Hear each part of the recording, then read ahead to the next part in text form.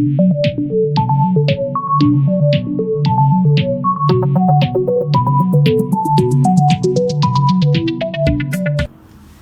there! My name is Teacher J. Mark and I'm so excited to be your English teacher.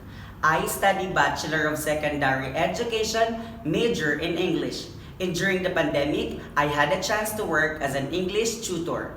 It was a unique experience that taught me a lot about adapting to different learning styles and connecting with students in new ways.